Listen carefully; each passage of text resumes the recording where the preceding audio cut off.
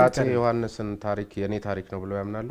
የአፄ ዮሐንስ ታሪክ የኔ ታሪክ ነው። ጉዳት ያለበት በደል የነበረበት ጥንካሬም የነበረበት የኔ ታሪክ ነው። የአፄ ዮሐንስ ታሪክ 1872 እስከ 1889 በአውሮፓ ቋጠር ሲነበረው የሳቸውን በደንብ አርገው ተንትነውታል። አፄ ዮሐንስ 17000 ጎጃሜ በግፍ ስለመግደላቸው ከ30000 ያላነሱ የወሎ ሙስሊምና የቅባት ክርስቲያኖችንም ስለመግደላቸው ምላስ ስለመቁረጣቸው መሬት አስተኝተው ከብት የነዱባቸው ስለመሆኑ ሁሉ በጽሁፍ የተቀመጡ ታሪኮች ናቸው ሲሉ ይጠቅሳሉ። ለአኖሌ ሲሆን ደግሞ በቦታው ሄደው ሰዎች ሲጠይቁ እርሳቸውን ሲጠይቁ እንደዚህ አይነት ነገር እንዳልተፈጸመ እንደተነገሩት ይናገራሉ። ለአፄ ዮሐንስ ሲሆን የጽሁፍ መረጃዎችን ብቻ ጠቅሰው ይሄን ሁሉ አደረጉ በሚል ነው የሚኮንኑትና አፄ ሚኒሊክን ለማዳን የማያደርጉት ጥረት የለም። ለምንድነው በአንዱ ደረጃ አንዱ ማይታየው? በዚያውስ ልክ ደግሞ አፄ ዮሐንስ ምላስ የመቁረጥ ደረጃ ላይ ከደረሱ ምላስ በሚቆረጥበት ሀገር ላይ ጡት ሊቆረጥ የሚችልበት እድል ቢሰፋ እንጂ ይጠባል ወይ? ምን አይነት እይታ ነው? በተመሳሳይ ነገስታቱን ስናጠና በተመሳሳይ መንገድ ልናጠና በተመሳሳይ መንገድ ሪፈረንስ ልንጠቀም አይገባም ወይ? ይሄ በራሱ በጣም ልዩነት ያላቸው መሆናቸውንና መራራ እውነት ሚኒሊክን ከነበሩበት ስተት ለማዳን የመጣ መጽሐፍ ነው ብለውም የሚከራከሩ አካላት ስላሉ አሰብ ይስጡ። እንግዲህ ትልቁ ስተት ያው መራራ እውነት ከ5 ዓመት በላይ ፌስቡክ ላይ ቆይቷል። በጣም ረጅም በፌስቡክ ታሪክ ውስጥ የጻፍኩት ስታተስ ነው። በቅርብ የተጀመረ አይደለም። ሙሉ ቃላት እዛ ጋር ያሉት አፄ ዮሐንስ 17000 ጎጃሜ ስለመግደላቸው የቅባት መነኮሳትን ስለመቁረጣቸው ስለመሳሰሉት ነገር አንስቻለሁ። በዛን ጊዜ ከዶክተር አብይ መምጣት 3 ዓመታት በፊት ማህበራዊ ሚዲያ ላይ በጣም ሰፊ ረጅም የሆነ የተተነተነ ጽሁፍ የጻፍኩት እዛ ላይ ነው። መጀመሪያ አሁን የመጣ ሐሳብ አለመሆኑ ግንዛቤ ይግባ። ሁለተኛው መራራ እውነት በኢትዮጵያ ታሪክ ይላል እንጂ የኢትዮጵያ ታሪክ አይደለም። የኢትዮጵያን ታሪክ 1000 ገጽ እያዘጋጀው ነው። መራራ እውነት ያልኩበት ምክንያት ታሪኩ ላይ የተፈጠሩትን ስብራቶች በትክክል ለማሳየት የሚኒሊክ ያ ሁሉ ሲተረክ ይሄ ሁሉ ሲጻፍ የአፄ ዮሐንስ ግዙፍ የሆኑ ስህተቶች ግን አልተጻፉም። ስለዚህ የኦሮሞ በመስፋፋት ወቅት ላይ ያደረሷቸው ነገሮች መጽሐፍ ላይ ይኑሩ እንጂ በይፋ የሚወጡ የሉም። 11 ክፍል መጽሐፍ ላይ አለ ኦሮሞ ኬት እንደተነሳ የሚኒሊክ ሁሉ ሲጻፍ አፄ ዮሐንስ ላይ ግን የነበሩ ነገሮች ሁሉ አልተጻፉም ከማለት የአፄ ዮሐንስን ታሪክ ሲጽፉ መጽሐፍ እንጂ የዚህኛውን ሂሳብ ለመስራት እዛ ጋር ሲኬድ የበለጠ በሰዎች ዘንድ የኔና የነሱ በሚሉ ወገኖች ዘንድ ሌላ ፉክክር ሌላ ንትርክ አይፈጥርም ወይ ነው? አሁን ለማዳን ብለው እርሶ ታሪክን ለማከም ብለው ለማዳን ብለው ከገባንበት ቀውስ ለማውጣት ብለው የሆነ መነሻ ይኖሩታል መቼም ያደረጉት ነገር የበለጠ ሌላ ውዝግብ አይፈጥርም ወይ? እኔ ምንድነው አይፈጥርም ብዬ ማስበው ሁለት ሰዎችን ልታስታርቃቸው ስትል የሁለቱም በደል መነሳት አለበት። አንድ ዶክተር አብይ አህመድ የተናገሩት ምርጥ ንግግር ነበር። ያንተ ቁስል እኔም ጋር አለ። ምርጥ ንግግር ነው። ከዚህ ንግግር ጋር አብሮ ይሄዳል። ለማስታረቅ ሰዎችን አንተ እኔ ደብድቤህ እንትን ካለ ካሳ መካስ ያለብኝ እኔ ነኝ። ጉዳቱን በሙሉ ያደረስኩበት እኔ ብቻ ከሆንኩ ኃላፊነት የምወስደው እኔ ነኝ። ጉዳቱን ግን ሁለታችንም ማድረሰን ከሆነ ለመታረቅ ቅርብ ነው የምንሆነው። አፄ ዮሐንስ ምንም እንዳላረጉ ከደሙ ንጹህ እንደሆኑ የእሳቸው ታሪክ ተሸፍኗል። የኦሮሞ እንቅስቃሴ ታሪክ ተሸፍኗል። የአፋር፣ የአርጎባ፣ የሀረሪና የሶማሌ በኢማም አህመድ ተነስተው እስከ አክሱም ድረስ በትግራይና በአማራ አስቀምጫዋለሁ። በትግራይና በአማራ ላይ ያደረጉት በደል ትግራይና አማራ ስፔሲፊክ አድርጌ ተሸፍኗል። ይሄ ከሆነ መግባባት አትችልም። አንዱ ወገን ካሳ ይካስ የሌለ በታሪክ ውስጥ ባይኖርም ጉንጫ አልፋ ክርክር ብናደርግም የሌለ ወገን ላይ እንትን ነው። ግን መታረቅ ከፈለግን አንተም እኮ እኔ ጆሮህን ስመታ አንተም እዚህ ጋር ፈንክተኛል። ቀድሞ ማን እንደመታ አይታወቅም። ሁለታችንም ድንጋይ ወርውረናል። ይሄኛው ድንጋይ እዚህ ጋር መታ፣ ይሄኛው ድንጋይ እዚህ ጋር መታ። ሁለታችንም ወርውረናል። ስለዚህ ሁለታችንም ቆስለናል። አንዱ ግን በድንጋይ መጥቶት ያኛው ቢስተው ማስታረቁ እኩል አይሆንም። የፈነከተው ነው እንትን የሚለው እንደሱ አይነት የሕክምና መንገድ ነው የተከተልኩት። ይሄ ደግሞ መንገዴ ስህተት ነው ብዬ አልወስድም። ምክንያቱም ትውልድ ውስጥ ያለው ትርክት ይሄ ነው። ሌላ በደል የሌለ ሌላ የታሪክ መገፋፋት የሌለ አይነት አድርጎ ነው የወሰደው። እሱን ደግሞ በምንም ተአምር ተቀብዬ መሄድ አልችልም። ፕላስ ማስታረቅ የምንችለው ቁስሎችን በደንብ አፍረጥርጠን አውጥተን ከዛ በኋላ አንድ ላይ ቀብረን በጋራ አውግዘን እንደሌላው ዓለም በሚገርም ሁኔታ ዓለም ስለ ውሻ ሰብአዊ መብት የሚጨነቅባቸው ሀገሮች አይችን የመጣው ይቅርታ ሰብአዊ መብት አልኩት። አሁን ይሄ ስህተት ነው። አያፎ ለምታ ነው ውሻ እንስሳዊ መብቱ የሚከበርበት ውሻን ከቤት ካላወጣ የምትታሰርበት በቁጥጥር ስር የምትውልበት ሀገር ልጅን ከነካ ሌላ አሳዳጊ የሚሰጥበት ሀገሮች ለምሳሌ ስዊድን እንደተሞክሮና ወደዛ መሄድ አንችልም ወይ? አሁን ጭቅጭቁ ምኑም አይተው ከሆነ ጠቅላላ ተጽዕኖ እያሳደረ ያለው የብሔረሰብ ጉዳይ ነው። ከሱ እንውጣ፣ ይህንን እንቅበረው። ለመቅበር ደግሞ ትርክቶቹ ይነሱ ነው የኔ ትርክቶቹ ብቻ ሳይሆን እውነቶች ታሪኩን የፈጠረው ኦነግ ነው። ለምን ኦነግ መጀመሪያ ሲነሳ ማን ነው የሚክዳው? ለመገንጠል መሆኑን አለመሆን። ለመገንጠል ደግሞ ሂትለር አንድ የሚለው ነገር አለ። ከዋሻ አይቀር ትልቅ ውሸት ዋሽ፣ ሰዎችን በቀላሉ ልታታላቸው የምትችላቸው በሱ መንገድ ነው ይላል አንደኛው። ሁለተኛው ቅድም ያልኩትን ነው የምደግመው፣ ማህበረሰቡ አይደለም። ማህበረሰቡ እኮ ባለፈው ታስታውስ እንደሆነ ትንሽ ነገር ተፈጥሮ የፈሰሰው የኦሮሞ ደሜኔ ነው የሚል እንቅስቃሴ እዛ ጋር ሲፈጠር አዳማ ላይ መጥተው የፋሲል ከነማ ቡድን አባላት አቀባበል ሲደረግላቸው የነቀምት ቡድን አባላት ደግሞ ደሴ ሄደው እንትን ሲል አንድ ላይ እንዴት አድርገው እንዳረገዱ ዶክተር አብይ እንደመጡ አካባቢ የኦሮሞ ልጆች ከሌሎች ማህበረሰቦች ጋር ሆነው እንግዲህ ህዝቡ አይደለም ፖለቲካ ውስጥ በስፋት የሚገቡት አንድ ላይ ሄደው ሲነሱ እናያለን። ህዝቡ ቢጋጭ ኖሮ ዛሬም እኮ እየተጋባ ነው አይደል እንዴ? ህዝቡ ፕሮፌሰር መረራ ጉዲና ያሉት ጥሩ ነገር አለ። ማታ ማታ አማራ ሚስቶቻቸውን አቅፈው እየተኙ ቀን ቀን እንትን አሁን ህዝቡ አልተጋጭ። ህዝቡ ቢጋጭ ጸጋዬ ዳርሳ የጎንደር ልጅ አያገባም ነበር። ዋናው አቀንቃኝ አውስትራሊያ ያለው የጎንደር ልጅ አግብታ ይወልድላትም ነበር። ስለዚህ ግጭቱ የህዝብ አይደለም። ነገር ግን ፍላጎቱ ህዝብና ህዝብን ማጋጨትና ኢትዮጵያን መጉዳት ነው። 2/3 የሚሆነውን ህዝብ ማጋጨት ነው። ይሄ ደግሞ በመላው ዓለም ታይቷል። ሶሪያ፣ ሊቢያ ሴክቶች እየፈጠሩ ሶማሊያ በጎሳ ሀበርግድር፣ ዳቃል፣ ሀዋልዶ፣ መሰሪ፣ መዳአዴ፣ ገብራ፣ ዳሮድ፣ ኢሳቅ፣ ሀውያ ይገዳደራሉ በተፈጠሩላቸው ትርክቶችና ባሉ ግጭቶች ላይ ተነስተው። ቦረናና ጉጂ የሚያጋጨው እኮ ዛሬ ትርክቶችም ጭምር ናቸው። የግጦሽ ጉዳይ ብቻ አይደለም። ከዛ አልፎ መጥቶ ይሄ ከተማ ነጌሌ ቦረና መባል አለበት፣ ነጌሌ መባል አለበት ተብሎ የኦሮሚያን ምክር ቤት እያመሰ ያለ ጉዳይ እስከዛሬ 2 ማህተም የሚጠቀሙበት እኮ የትርክት ጉዳይ ነው። ከግጦሽ አልፎ ፖለቲካ ውስጥ ገብተዋል። ለምን ይደበቃል? ስለዚህ የጎሳ ወይም ደግሞ የሆነ ግጭት ሲፈጠር አላማው እሱ ነው እና የፈጠረው ተስፋዬ ገብረአብ አይደለም። ኦነግ ፈጠረው። የኦነግ ፍጡር ላይ to add fuel to the burning fire of the problem የችግሩ እሳት ላይ ቤንዚን ለማርከፍከፍ የተለያዩ ግብአቶች ሆነው አገለገሉኝ። ጸጋዬ ገብረአብና ማንነት ተስፋዬ ገብረአብና ሌሎች እንትኖች። ስለዚህ የኔ መነሻ ተስፋዬ ገብረአብ ብቻውን አይደለም። አለ ኃይል ማጋጨት የሚፈልግ እያየን እኮ ነው። በማህበራዊ ሚዲያም በተለያየ ቦታ የሚታወቁ ሰዎች ጭምር በይፋ እየጻፉ ለምሳሌ ዳንኤል ብርሃኔ በዛው በወያኔ ጊዜ ፌስቡክ ገጹ ላይ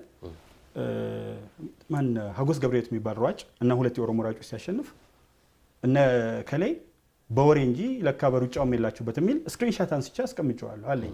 ስለዚህ እንዲህ አይነት ሰዎች ባሉበት ምድር ላይ የተወሰኑ ሰዎች ሊያጋጩ ይፈልጋሉ። ህዝቡ ግን አይጋጭም። እየተጋባ እየተዋለደ በሰርግ አብሮ የሆነ በሀዘን አንዱ የአንዱን አስክሬን እየተሸከመ አንዱ ለአንዱ ደም እየሰጠ አንዱ ማህበረሰብ ጋር ሽምግልና እየላከ ከጋብቻ ግን በዚህ ከቀጠለ እንዴት አይገጭም? ማለት አሁን አንዳንድ ጊዜም ደግሞ ግራ የሚገባን ነገር አለ። ምንድነው የሚባለው? የፈጣሪ ሀገር ስለሆነች አትጋጭም ምንም አትሆንም የሚባለው አባባል ገዢ ነው ብለው ያስባሉ እርሶ? እሱን እንደው በሃይማኖት አውድ ውስጥ ቢታይ ጥሩ ሆኖ ከፖለቲካችን አንጻር ግን እኔ ምንድነው ማየው መሰረታዊ የሆነው ህዝብ ይሄ 80% አርሶ አደር አብሮ ነው የሚኖረው፣ አብሮ ነው የሚሄደው። እየከፋ ከመጣ ደግሞ ዝም ያለው ሰው አሁን ዝም ያሉ ሰዎች አሉ። በጣም ይቅርታ አድርግልኝና ጥሩ ጭንቅላት ያላቸውን ኢህአፓ በላቸው ከኔ እድሜ በላይ ያሉትን። ቀጥሎ ጥሩ ጭንቅላት ያላቸው ኢሰፓ ውስጥ ገቡ። ሶስተኞቹ ገለልተኛ ሆኑ። ከዛ ውጭ የሆኑት ናቸው እየመጡ ያሉት። ስለዚህ ዝም ያለ ለክብሩ ለተለያዩ ሁኔታዎች ሲል ነገሮችን በጥሞና የሚመለከት አይላል። የከፋ ነገር ሲመጣ ግን በዝምታ ያልፍ። መከላከያው አለ፣ ፌዴራል ፖሊስ አለ፣ የተለያዩ የጸጥታ አካላት አሉ በሚል እንጂ የከፋ ነገር ቢመጣ ዝም አይልም። ጥግ እንደሚያስይዛቸው በማደርጋቸው ውይይቶች በነገራችን ላይ ተፈጥሮ ለውይይት በጣም ግልጽ ነው። በጣም ከበርካታ የኦሮሞ ምሁራን ጋር እወያያለሁ።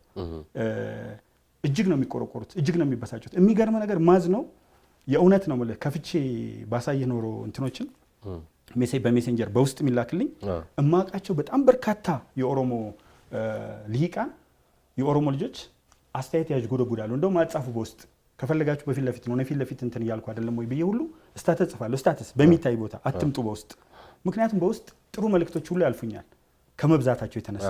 ስለዚህ አሁን ችግሩ ያለው ጥቂት ኃይሎች ጋር ስለሆነ ዝም ተብሎ ይታለፋል ተብሎ አይታሰብም። ሆ ብለህ የምትነዳው አለ ታያለህ እኮ የሚወጡትን ሰዎች ፊታቸውን ማየት ነው። የተወሰኑ በእድሜ ደረጃ ጥቂት ናቸው። በሰል ካሉት ውስጥ እንዲገብተው አግሬሲቭ መሆን ባህል ማክበር ጥሩ ነገር ነው። የተለያየ ነገር ማድረግ ጥሩ ነው። ግን አግሬሲቭ የሆነ አሁን ቡራዩ ግጭት ሲነሳ ህዝቡ ለማዳን ከፍተኛ ጥረት ያደርገው የኦሮሞ ሰው ነው። እዛ እየሰራው ነበረ የኦሮሞ ማህበረሰብ ናቸው በየቦታውም እያስቆሙ ያሉት። አሁን ለምሳሌ በወረና አካባቢ ብትነገል ቡርና የኦነግ ሰራዊት በእንብርክኮ ሄደዋል። አንበርክከውታል። የመጀመሪያው ሰላማዊ ሰልፍ የተደረገው እዛ ነው። ምን ማለት ነው ይሄ? ማንበርከክ ማለት ምን ማለት ነው? ወለጋ ውስጥ ሰላማዊ ሰልፍ ተደርጓል። የተለያዩ ኦሮሚያ ከተሞች ጸረ ኦነግ ለምን ህዝቡ የሚፈልገው በትክክል የምታገል ከሆነ ታገል፣ ህግና ስርዓት ስታቆም ግን እናስቆማለን። ህዝቡ ነው በነገራችን ላይ ያንበረከከው የኦነግን ሰራዊት አስተዳደሩ አይደለም። ስለዚህ ይሄ ውስጥ ስላለ ማህበረሰብ ውስጥ ከላይ የሚጮሁት አንድ ያልኩት አባባል አለ እንደው ላይጠቅም ይችል እንደሆነ ሲደጋገም ያሰለች ካልሆነ በስተቀር የነሱ ሳያሰለች እኔ ባጃጅ ጥቅስ ይበዛዋል። ሀመርና ኢንፊኒቲ መኪና ግን ጥቅስ የላቸውም። ደሞ ለሰው ምናምን ትላለች ባጃጅ ምለው ነገር አለ። ባዶ ቆርቆሮ ጩኸት ያበዛል። ከላይ ሲገሉ ስታይ ትፈራለህ እንጂ እኮ መዓት የሚሰሩ ጥሩ ስራዎች አሉ። የህዝብ ለህዝብ ግንኙነቶች አሉ፣ ብዙ ነገሮች አሉ። ግን አጉልተን የምናሳየው መጥፎውን መሆኑ። ሌላ በዚህ በአኖሌ የዘመተውን የሚኒሊክ ሰራዊት ስንመለከት 9/10ኛው የኦሮሞ ተወላጅ ነው፣ አማራ ጥቂት ነው፣ እርሱም የሰሜን ሸዋ እንጂ ጎንደር፣ ጎጃምና ወሎ ተሳትፎ አልነበራቸውም። እነዚህ ትርክቶች በአጠቃላይ በውሸት ላይ የተመሰረቱ ናቸው በሚልም ታነሳለና በዚሁ መጽሐፎት ላይ ደግሞ ከቅድመ አክሱም ጀምሮ ያለው ታሪክ የሁሉም ብሔር ብሔረሰቦች ታሪክ መሆኑን ግሪክን እንደውም አንስተው የሚያስታውሱት ነገር አለ። ስለዚህ ይህ ከሆነ ዋናው ነገር ታሪኩ እንጂ ሰሜን ሸዋ ይሁን ጎንደር ይሁን ማንም ይሁን በቃ የሁሉም ታሪክ ነው። ዋናው የሚኒሊክ ስርዓተ መንግስት ያን ነገር አድርጎታል አላደረገውም ጋር ለምን አይቆሙም እርሶ? ምክንያቱም ማንም ያርገው 9/10ኛውም ኦሮሞ የሚያርገው ማንም ያርገው ግን አኖሌ ላይ ያ ጉዳይ ከተፈጸመ ስርዓተ መንግስቱ ነው የፈጸመው። ብዙ ጊዜ ስንከስ ሌሎችን እየነጠልን ልንከስ ይገባል ወይ? እንደሱማ ከሆነ አሁን በተለይ ባለፉት 27 ዓመታት ብለው እርሶ በጣም በቁጭት የሚያወግዙት ስርዓተ መንግስት ለአንድ ወገን ለምንድን ነው እርሶስ በሌላ መልኩ የሚሰጡት?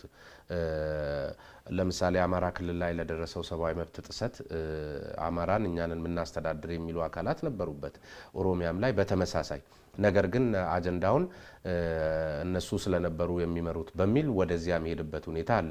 ስለዚህ ዛም 9/10ኛው ኦሮሞ ስለነበረ የኦሮሞ ነው ብሎ ደግሞ ወደዚህ መመለስ ይቻላል ወይ?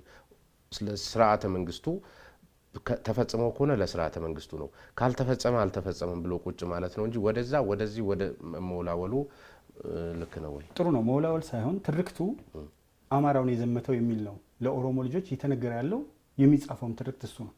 መጀመሪያ የትርክቱ ስህተት አሳይቶ መነሳት ጉዳት የለውም። ያድናቸዋል። ይሄ እኮ ይሄ እንደገና ሌላ ስህተት መፍጠር አይሆንም ወይ? ዋናው ነገር የሚኒሊክ ስርዓተ መንግስት መሪው እሳቸው ናቸው። የእሳቸው ጦር ሚኒስትር ኦሮሞም ይሁን ወላይታም ይሁን ምንም ይሁን ጉዳዩ አኖሌም ጋር ይፈጸም እዚህም ጋር ይፈጸም እዚህም ጋር ይፈጸም በቃ ከተፈጸመ እንደውም አንድ ቦታ ላይ ምን ያነሳሉ እርሶ ራስዎት እንደውም ከፈለጉማ ሚኒሊክ ለኦሮሞ ነው የሚያዳሉት አማራዎችን አያስጠጉም ነበር። ማን ነው የጎንደርን ሰው ልጄ ልክ እንደውጪ ሰው ነገር የሚያነሱት ነገር አለ። ይሄ የሚያሳየን አሁን እኛ ኦሮሞን በደሉ ምናምንን አይደለም አግላይ ነበሩ ማለት ነው። በዚህ ሁኔታ እርሶ እዛው ላይ ከተቀሱት ሁኔታ ተነስተን እንደውም ለኦሮሞ ካዳሉ ሚኒሊክ ለዚህኛው ደግሞ አግላይ ነበሩ ማለት ነው። ስለዚህ ስርዓተ መንግስታቸው ከፋፋይ ገፊ ለአንዱ የሚያዳላ አንዱን የሚያሳንስ ከሆነ ሆነ ብሎ መውሰድ አይቻልም። እሺ መጀመሪያ ህክምናው ላይ ልምጣ። ሁል ጊዜ ታሪክን የምታክመው ቁስል አለኝ የሚለው ቦታ ላይ ተነስተ ነው። አማራው አዜ ሆል ተነስቶበት እንደሚሄድ አድርጎ ነው ግጭቱ እየተነሳ። ታሪክ ይታከማል እንዴ? ትርክት ካልሆነ አይ ትርክት የታሪክ ቁስል ይታከማል። ታሪክ ውስጥ ያለው የትርክት ቁስል ይታከማል። ታሪክ እኮ ያለፈውን ያነሳው የትርክቱን ቁስል አሁን ቃላቱ ላይ አይደለም እኔ የማተኩረው። ለምን አውዱ ምንድነው፣ ኮንቴክስቱ ምንድነው፣ ማለት የፈለኩበት ነገር ምንድነው ነው የሚለውና ያንን ሲጽፉ ይሄንን አሉ ኖ እንደዛም ከተባለ በዚህ ነገር ውስጥ የነበሩትና ዋነኞቹ ተዋናዊ 9/10ኞቹ ኦሮሞዎች ናቸው። ምክንያቱም ሌቃ ቄለምና ሌቃ ነቀምት ነበረ፣ ጅማ፣ ጎማ፣ ጉማ፣ ሊሚናሪያና ጌራ ነበሩ፣ አከቹ፣ ሁንበናና ወረንቲሻ ነበሩ፣ የደቡብ ግዛቶች ነበሩ። ወቅቱ ንጉስ ምኒልክ የነበሩበት እንጂ አጼ ምኒልክ የነበሩበትም አይደለም። አሁን አንዳንዱ አጼ ምኒልክ ባሉበት ጊዜ ንጉሰ ነገስት በሆኑበት ጊዜ አድርጎም ጭምር የታሪክ አረዳድ ስህተት አለ። ስለዚህ ያ ስህተት አይደለም ነው የመጀመሪያው። ስህተት ከሆነ ማለት አግላይ ናቸው ብለህ አንተ አንድን ዲፋይን ሙሉ በሙሉ ብታደርገው ሙሉ በሙሉ ስርዓቱ ከመጀመሪያ እስከ መጨረሻ አግላይ ሲሆን ነው። የተወሰኑ ቦታዎች ላይ የሚታዩ ምልክቶች አሉ። ለምሳሌ ምኒልክ ሸዋ ናቸው። ሸዋ አካባቢና የቀረቧቸውን የተቀበሏቸውን የበለጠ ይቀበሉ ነበር። ለምን? የሸዋ ኦሮሞ በሚኒልክ ስርዓት ውስጥ ትልቅ ነገር ነው። ወለጋ ብትሄድ አንድ የአማራ አንድ የትግራይ ባላባት አታገኝም። ጽሁፉን ስላየሁት ነው። ቤተ መንግስት ወልደ መስቀል ታሪኩ አርካይቭ ውስጥ ገብቼ በአይኔ የወለጋ ላይ ስለሰራው ነው። አንድ ስም በስህተት አሁን ወደ አዲስ አበባ ዩኒቨርሲቲ እየዞረ ነው፣ በቤተ መንግስቱ ስር የነበረ ነውና ማየት ይቻላል። ስለዚህ የመቱት ጎጃምን ነው እምባቦ ላይ ከዛ በፊት ሊሙ ላይ የመቱት ጎጃምን ነው። ስለዚህ እነዚህን አግልለዋቸዋል። በስርዓታቸው ጅማሬ በሸዋ መስፋፋት ወቅት ንጉሠ ነገሥት ከሆኑ በኋላና ከመጡ በኋላ ቅርባቸው ያሉ ሰዎችን ቅድሚያ ሰጥተዋቸዋል አሁንም። ስለዚህ በዛ ቅርብ ባሉ ሰዎች ውስጥ የአማራው ሚና ወይም ድርሻ በጣም አነስተኛ ነበር፣ ቅርብ ያለውን የመሰብሰብ አይነት ሂደት ስለነበር። ስለዚህ እሱም ብቻ አንስቼ አጠቃላይ የሚኒሊክ እንቅስቃሴ አሁን ጸረ ባርነት ምልከታቸው እምዬ የተባሉበት ሁኔታ ለኢትዮጵያ ያበረከቷቸው በርካታ አስተዋጽኦች አሁንም ያለውን አሁን ስርዓት ብንወስድ አግላይ ነው፣ ወደ አንድ ወገን መጥቷል፣ አድልቷል የሚሉ አመለካከቶች በጣም ሰፊ ናቸው። ስለዚህ ከዚህ ነፃ የሆነ ማህበረሰብ ለመፍጠር ገና ረጅም ጉዞ ይጠይቀናል። አንደኛው እሱ ነው። ሁለተኛ ታሪክን ባጭሩ ነው የምጠቅስልህ። ግሪክ አቴንስ የምትባለው ግዛት አንድ ግዛት ብቻ ነበረች። ስፓርታ ሌላ ግዛት ናት። ሁለቱም ይዋጉ ነበሩ። ግን ዛሬ ስፓርታ ውስጥ ያሉ ሰዎች የአቴንስ ታሪክ የኔ ነው ብለው ነው የሚወስዱት፣ ሚለቱስም ሳሞስም ማራጎንም። ስለዚህ የጋራ ታሪክ በአንድ ሀገር የቆዳ ስፋት ውስጥ ያለ ታሪክ የመላው ዓለም ታሪክ ላይ የጋራችን ነው ብለው ነው የሚወስዱት። ናይጄሪያ አሁን የተጋጠመችው አይደል በ1960 250 ቋንቋ ተናጋሪዎችን ሰብስበው ካመጧቸው ወዲህ ናይጄሪያዎች ከ1960 ወዲህ አይደለም ታሪካቸው። ስለዚህ ምኒልክ እንደሰበሰቡ ተደርጎ ከዛ በፊት እና አፄ ዘርዓ ያዕቆብ እንዳልነበሩ እና አፄ አምደ ጽዮን እንዳልነበሩ በኢዛና ጊዜ አዲስ አበባ ጭምር ቤተክርስቲያን እንዳልነበረ በዛጉዌ ጊዜ አዳዲ ማርያም ቤተክርስቲያን አልፈ እንዳልነበረ ጉራጌዎች የትናየት አልፈው ወደ ደቡብ እንዳልነበሩ የሚጨፈልቅ አይነት ትርክት ነው ኢትዮጵያ ውስጥ ያለው።